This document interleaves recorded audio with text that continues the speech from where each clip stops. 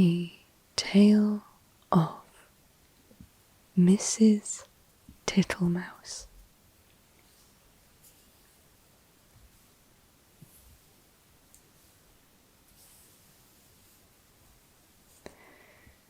By Beatrix Potter.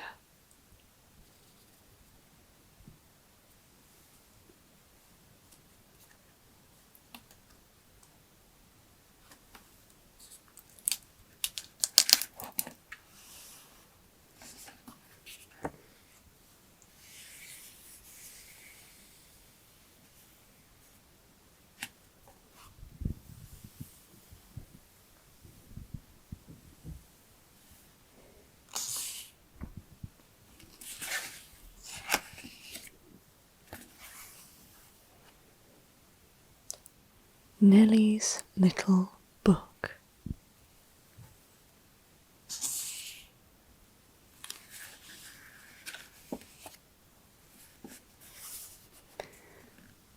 Once upon a time there was a wood mouse, and her name was Mrs. Tittlemouse. She lived in a bank under a hedge.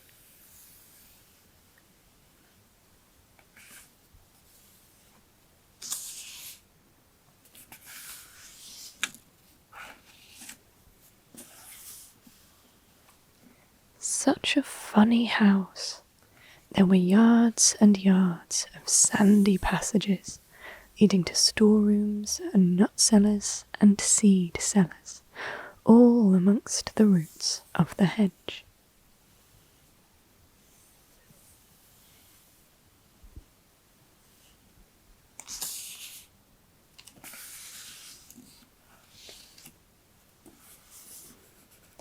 There was a kitchen, a parlour, a pantry, and a larder. Also, there was Mrs. Tittlemouse's bedroom, where she slept in a little box bed.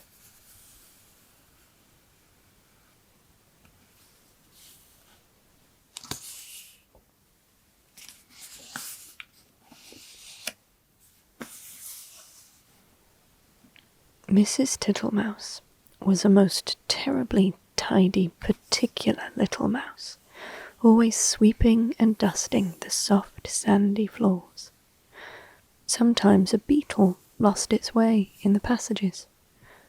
"Shoo, shoo, little dirty feet," said Mrs. Tittlemouse, clattering her dustpan.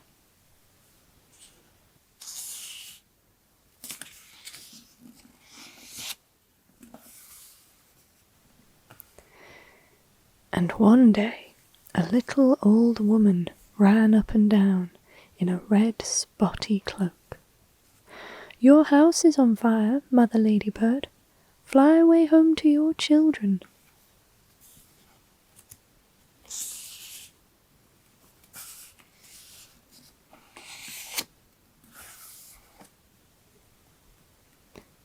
Another day, a big fat spider came in to shelter from the rain. "Beg pardon, is this not Miss Muffet's? Go away, you bold bad spider, leaving ends of cobweb all over my nice clean house."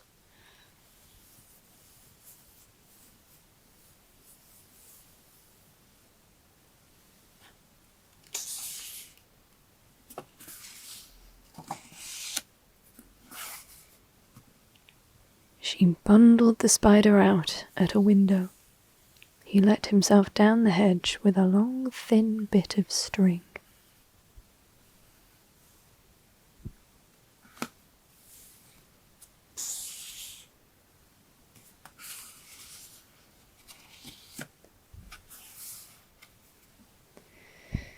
Mrs. Tittlemouse went on her way to a distant storeroom to fetch cherry stones and thistledown seed for dinner. All along the passage she sniffed and looked at the floor. "I smell a smell of honey.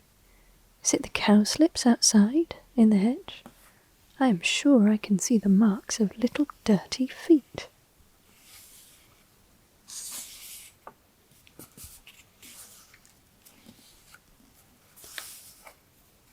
Suddenly, round a corner, she met Babbity Bumble. "Ziz, biz, biz," said the bumblebee. Mrs. Tittlemouse looked at her severely. She wished that she had a broom. "Good day, Babbity Bumble. I should be glad to buy some beeswax. But what are you doing down here?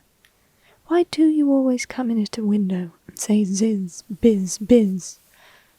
Mrs. Tittlemouse began to get cross.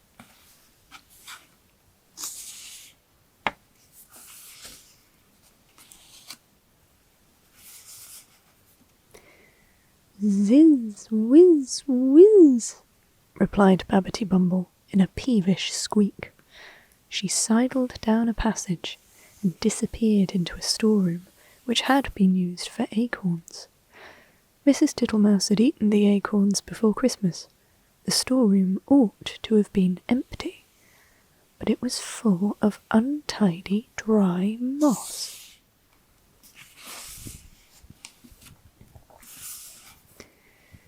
Mrs. Tittlemouse began to pull out the moss. 3 or 4 other bees put their heads out and buzzed fiercely. "I am not in the habit of letting lodgings. This is an intrusion," said Mrs. Tittlemouse. "I will have them turned out. Buzz, buzz, buzz. I wonder who would help me. Biz, whiz, whiz. I will not have Mr. Jackson. He never wipes his feet."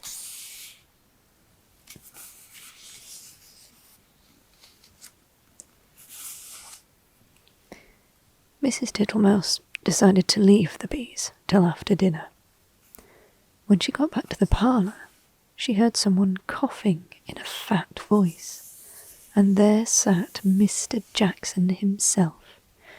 He was sitting all over a small rocking chair, twiddling his thumbs and smiling, with his feet on the fender.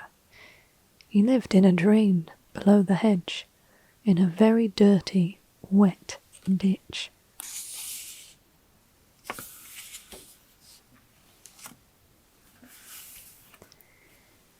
"How do you do, Mr. Jackson?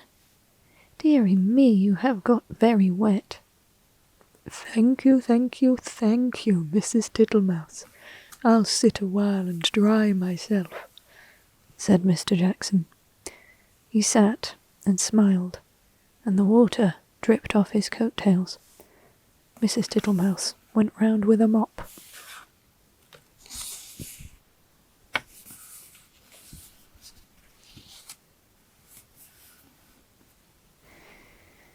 He sat such a while that he had to be asked if he would take some dinner.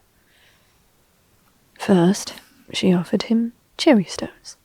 Thank you, Mrs. Tittlemouse. No teeth, no teeth, no teeth," said Mr. Jackson. He opened his mouth most unnecessarily wide. He certainly had not a tooth in his head.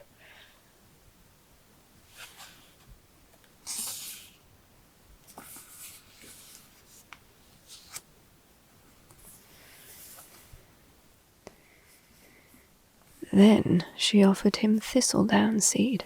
Tiddly widdly widdly, poof, poof, poof, said Mr. Jackson. He blew the thistledown all over the room. Thank you, Mrs. Tittlemouse. Now what I really, really should like would be a little dish of honey.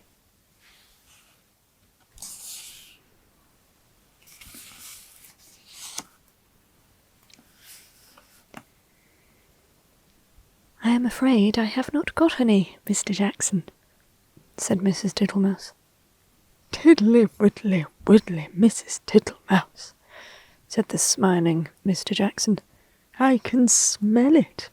That is why I came to call. Mr. Jackson rose ponderously from the table and began to look into the cupboards. Mrs. Tittlemouse followed him with a dishcloth to wipe his large wet footmarks off the parlour floor.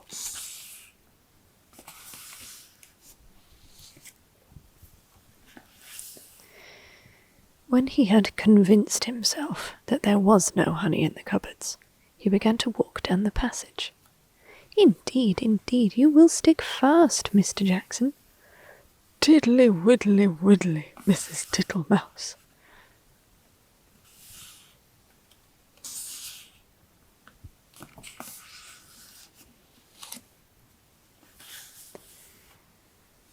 First, he squeezed into the pantry. Tiddly widdly widdly. No honey.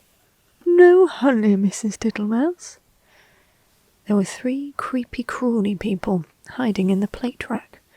2 of them got away, but the littlest one he caught.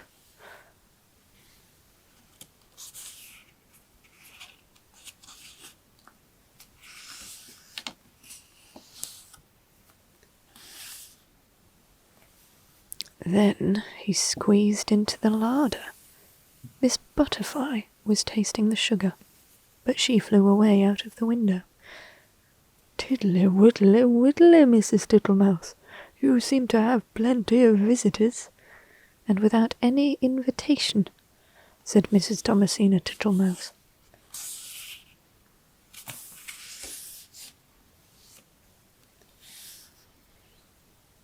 They went along the sandy passage. Tiddly widdly buzz, whiz, whiz. He met Babbity round a corner and snapped her up and put her down again. I do not like bumblebees. They are all over bristles, said Mr. Jackson, wiping his mouth with his coat sleeve.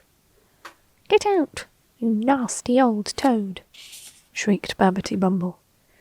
I shall go distracted, scolded Mrs. Tittlemouse. She shut herself up in the nut cellar while Mr. Jackson pulled out the bee's nest. He seemed to have no objection to stings. When Mrs. Tittlemouse ventured to come out, everybody had gone away. But the untidiness was something dreadful. Never did I see such a mess. Smears of honey, and moss and thistledown, and marks of big and little dirty feet, all over my nice clean house.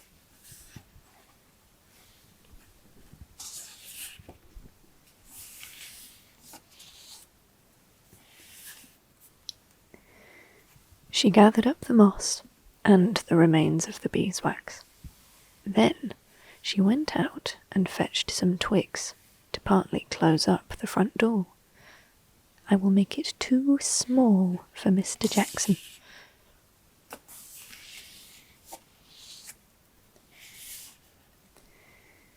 She fetched soft soap and flannel and a new scrubbing brush from the storeroom, but she was too tired to do any more.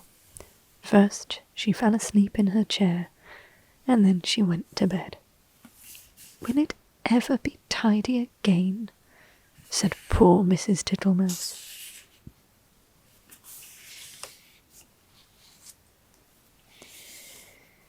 Next morning she got up very early and began a spring cleaning which lasted a fortnight. She swept and scrubbed and dusted, and she rubbed up the furniture with beeswax and polished her little tin spoons.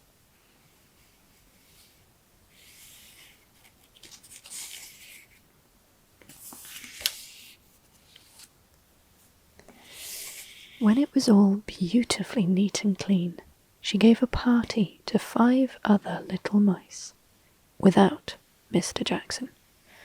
He smelt the party and came up the bank, but he could not squeeze in at the door.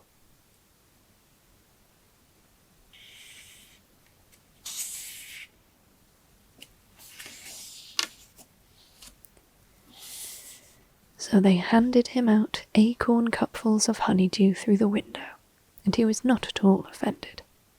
He sat outside in the sun and said, Tiddly widdly widdly, your very good health, Mrs. Tittlemouse.